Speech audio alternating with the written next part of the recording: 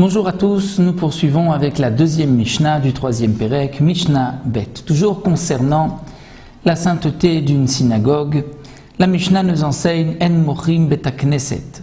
On ne pourra vendre de synagogue, ela altnai, qu'avec condition, chez im yirtzu yachziru, que si les premiers propriétaires changent d'avis, ils pourront ensuite récupérer leur synagogue.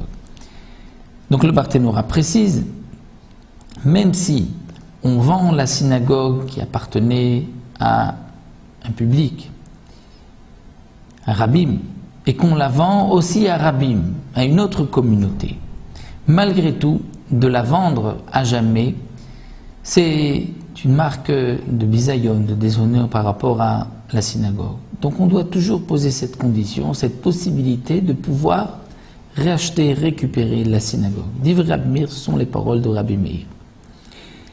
Chachamim omrim cham disent non. Mochim oto mimkar olam. On peut vendre une synagogue à jamais. Ce n'est pas une marque de bisayon, ce n'est pas dénigrer la synagogue.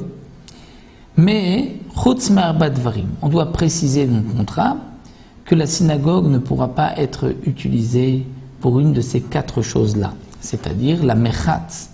On ne pourra pas l'utiliser, la rendre bain public, ou la bourseki, ou une tannerie de peau, veletvila, ou un endroit où on va se tremper, ou le bet amaim, c'est-à-dire c'est un endroit où on va laver le linge, ou un endroit, nous dit le Barthénora, où on va uriner. Ça on ne pourra pas puisque c'est un déshonneur pour la synagogue.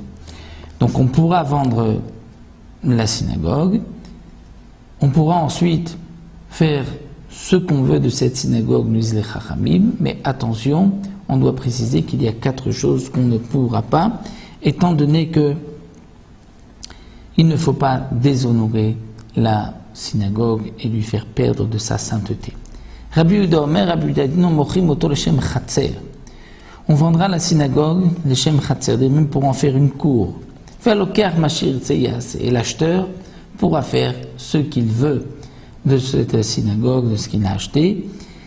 Ça c'est l'opinion de Rabbi Yehuda. Donc nous avons ici plusieurs avis. Donc là, on retient l'avis des Chachamim, donc ni celle de Rabbi Meir. On n'est pas obligé de poser une condition de pouvoir racheter.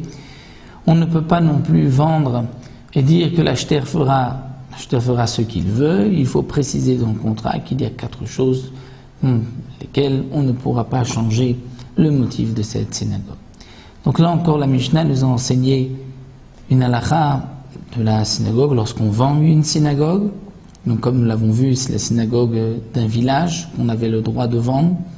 Bien sûr, avec l'argent de cette synagogue, les vendeurs, les premiers propriétaires devront acheter quelque chose qui a une plus grande sainteté, comme nous l'avons vu dans la première Mishnah.